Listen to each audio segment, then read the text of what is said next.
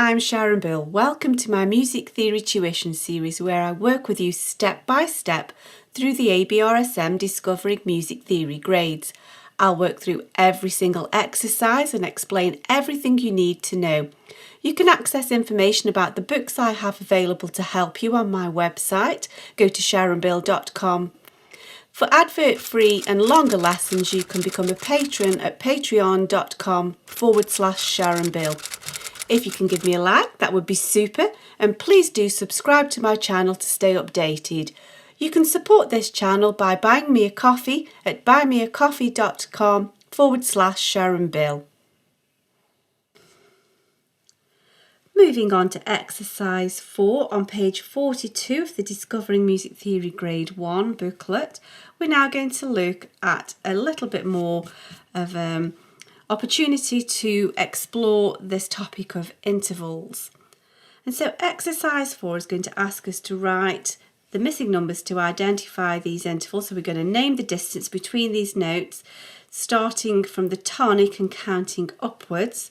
And so in C major, we're always counting C as the first degree of the scale. So we have C as 1, D is 2, E is 3, F is 4, G is 5, A, B, C.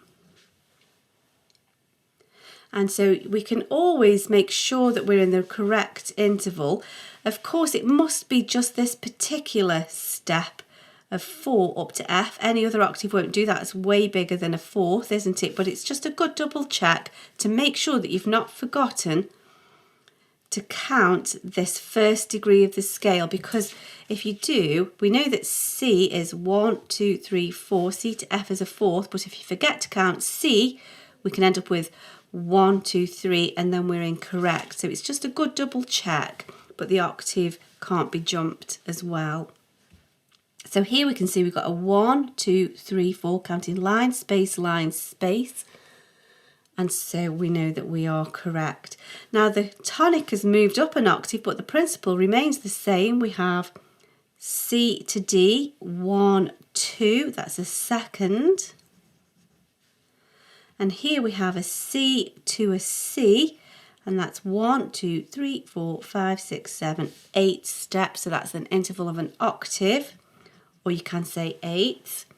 And so the principle remains the same now, we just keep changing the tonic. So in G major, we're counting from G up the steps of the scale. Of course, G major must have F sharps to make the major scale pattern, but the number of the interval doesn't change, it's just making sure it's in keeping with a major scale system.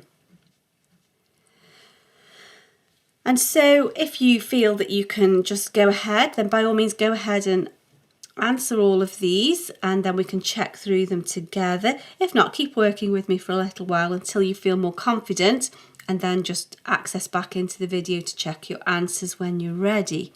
So we have G, 1, 2, 3, that's a third. That's B, that's correct. We've gone from G to B. Now here we've gone from G to E, counting line, space, 1, 2, 3, 4, 5, 6. E is a sixth, that's correct. And if that's a sixth, counting from the same tonic one step higher, we've extended that interval by another step, so we've gone from a sixth to a seventh. 1, 2, 3, 4, 5, 6, 7. And that's the F sharp. It doesn't change the fact that it's a seventh, it's just an F sharp in this major scale pattern. Let's move on now to F major. And so if it's helpful to you, by all means, just step out the degrees of the scale. Or, of course, you could always sketch out a piano keyboard and visualise it that way. 1, 2, 3, 4, 5, 6, 7, 8. Now we're in the bass clef, and we're from this F here. And then next door is the G, 1, 2, counting the F as 1, the G is 2, that's the interval of a second. Now the tonic has dropped down an octave, but the principle remains the same. So we counted from F, 1, 2, 3, 4, 5, and that's C in the bass clef, which is a 5th, so we know that we're correct. Now the tonic has jumped back to this higher F. The principle remains the same though, so that's the 1st degree of the scale. It just kind of keeps recycling round in octaves, but the tonic is always 1, and then it just starts again after the 7th really. So 1, 2, 3, 4, that's a 4th. B flat is the 4th, of course, because that's the key signature for F major, but it doesn't change the fact that it's the interval of a 4th. And finally we have D major, and so let's count from D. 1, 2, 3, 4. So D, E, F, G. 1, 2, 3, 4. A, B, C. Let's finish that. 5, 6, 7, 8. And of course D major has F sharps and C sharps. And so we have 1, 2, 3, 4. And 4 is G. So that's a 4th. Now here we have the D to the C sharp. Doesn't change the interval, it's just including the key signature. If there were to be one, 1, 2, 3, 4, 5, 6, 7th. And then here we're going from the D, E, F sharp, 1, 2, 3, that's a 3rd. So that's that exercise completed. Let's move on to exercise 5, and we have the same job to do. We've got some melodic intervals here, intervals coming one after another. The principle's the same, but we've just got to now tick which is the correct option. So by all means, have a go at this and then we can look at this together. So counting from the F as 1, 1, 2, 3, 4, that's a 4th. You could either write out the degrees of the scale, just like we did here. I think 1, 2, 3, 4, that's a 4th.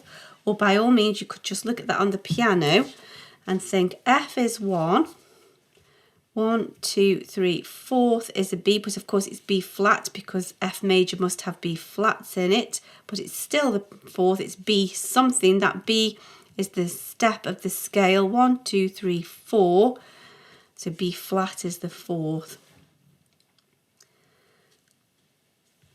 C major now, so C is our tonic. We have 1, 2, so that's a 2nd. C to D is a 2nd. Jumping back into the treble clef, we've got this G here. We need to count from here to here.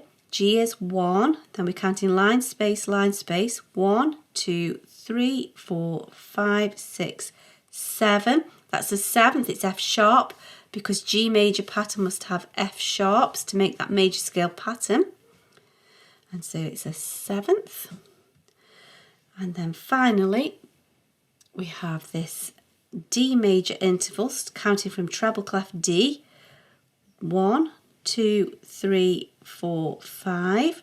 Space, line, space, line, space. That's a 5th.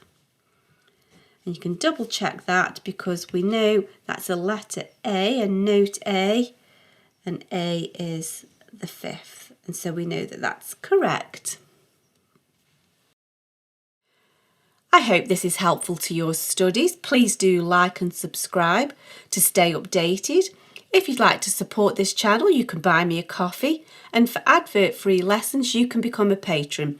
Do visit my website where you'll find many resources available to help you. Visit sharonbill.com. Thanks for watching. Bye.